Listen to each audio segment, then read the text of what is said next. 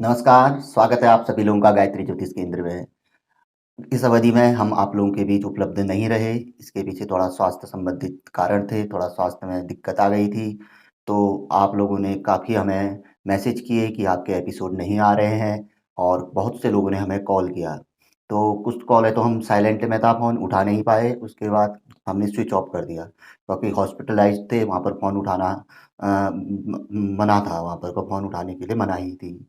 तो काफ़ी लोगों को ऐसा लगा कि गुरुजी को क्या हो गया है, क्या हुआ, क्या नहीं हुआ? कई मैसेज हमने व्हाट्सएप पे आप लोगों के देखे। तो आप लोगों की दुआ से, आप लोगों के प्रेम से, आप लोगों के स्नेह से हमें स्वास्थ्य लाभ मिला और हम पुनः आप लोगों के बीच हाज़िर हुए हैं। तो कभी-कभी जीवन में ऐसा मौका आता है, स्वास्थ्य संबंधी बाधाएँ आती हैं या अन्य प्रकार की बाधाएँ आती हैं। तो सबसे बड़ी बात ये है कि हम आपसे ये कहना चाहेंगे जो लोग हमसे बात करना चाहते थे, अपनी पत्रिका आदि दिखाना चाहते थे या किसी प्रकार का कंसल्टेशन हमसे चाहते थे, वो आप कर सकते हैं। अब लगभग नियमित आप लोगों के बीच एपिसोड आएँगे और बहुत अच्छी-अच्छी जानकारी के एपिसोड आएँगे।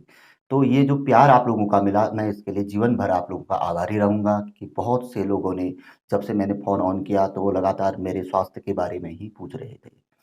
तो ये एक ऐसा अपनत्व होता है, जो बहुत कम लोगों में देखने में आता है, वरना आज का समय में तो व्यक्ति स्वार्थी किस्म का है, सिर्फ़ अपना हित निकाल लेता है, उसके बाद कोई मतलब या संबंध नहीं रखना चाहता है। लेकिन आप लोग ऐसे नहीं हैं, क्योंकि मैंने कई मैसेज आप लोगों के देखे, टेलीग्राम में देखा और यूट्यूब पे देखा, व्हाट्सएप पे देखा।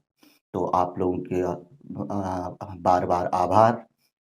तो सबसे महत्वपूर्ण बात यह है कि निकट में जन्माष्टमी है, तो यहाँ पर के लिए आप लोगों के लिए एक मैं बहुत अच्छा उपाय लेकर आया हूँ, जो कि शास्त्र सम्मत है, सिद्ध है और दुःख दारिद्र्य को हरने वाला है। इसके अलावा हमें जीवन में एक नई दिशा देने वाला है, क्योंकि श्री कृष्ण जन्माष्टमी हमारे महापर्वों में से एक है और इस दिन किया जाने वाला उपाय, व्रत, उपवास हमें वर्ष भर लाभ देता है, वर्ष नहीं कई वर्षों तक लाभ देता है। कई उपाय हैं इस दिन के लिए, लोग इस दिन उपवास रखते हैं और भगवान श्री कृष्ण की विशेष पूजा करते हैं। लेकिन जो लोग नहीं कर पाते हैं, जिन लोगों के पास उपवास के लिए यानी कि किसी कोई प्रॉब्लम के कारण नहीं कर पाता है या कोई किसी कारण से उपवास नहीं कर पाता है या पूजा आराधना नहीं कर पाता है, तो उसके लिए ये आप उपाय कर सकते हैं। उपाय अत्यंत सरल है। उपाय के लिए जो बताया गया है कि 2 नाग-नागिन के जोड़े या 1 शेषनाग का जोड़ा आप जन्माष्टमी से पहले दिन उसे कच्चे दूध में डुबो दीजिए। वो पूरा डूब जाना चाहिए और उसपे चंदन की लकड़ी जो मार्केट में मिलती है, उसको डाल देना चाहिए। क्योंकि चंदन में जो होता है, सर्पों का वास होता है चंदन के पेड़ में। या जो चंदन का पाउडर मिलता है, जिसका टीका भी लोग लगाते हैं, उसको भी आप उसपे डाल सकते हैं। उसके पश्चात उसको अपने मंदिर पे आप रख लीजिए और पहले दिन पर थोड़ा भगवान श्री कृष्ण का ध्यान, भगवान भोलेनाथ का ध्यान और अन्य देवी-देवताओं का ध्यान जो आप करते हैं, उसको कर लीजिए। दूसरे दिन आप इसे किसी भी समय पे क्योंकि वो तो महापर्व है, पूरा सिद्ध दिन होता है, तो किसी भी समय पे इन सर्पों को आप निकाल लीजिए और उसको शुद्ध जल या गंगा जल मिल जाए तो बेहतर है। गंगा जल से उनको शुद्ध करने के पश्चात आप उसे नज़दीक के किसी श्री कृष्ण भगवान के मंदिर पे या विष्णु नारायण के मंदिर पे अर्पित कर लीजिए। वहाँ पर को अपनी प्रार्थना, अपनी आप बीती उनको सुनाइए, अपने आने वाले समय के लिए शुभकामनाएँ उनसे माँगे कि जीवन हमारा अत्यंत सफल हो, कोई कठिनाइयाँ ना आए। ऐसा नहीं होता है तो आप इन्हें शिवलिंग पे लेके जा सकते हैं, शिवलिंग पे इनको अर्पित कर सकते हैं। और उसके पश्चात वहाँ पर भी अपनी पूजा आराधना कर लीजिए, भगवान कृष्ण का ध्यान कर लीजिए और भगवान भोलेनाथ का ध्यान और अन्य सभी देवी-देवताओं का ध्यान जितनों को आप लोग जानते हैं, उतनों को कर लीजिए और संभव हो सके तो एक माला ओम श्री कृष्णाय नमः, ओम श्री कृष्णाय नमः, ओम श्री कृष्णाय नमः की आप वहाँ पर कुछ 5 मिनट तक भी जाप कर सकते हैं, माला आदि ना हो, 5 मिनट के समय तक वहाँ पर जाप कर लीजिए।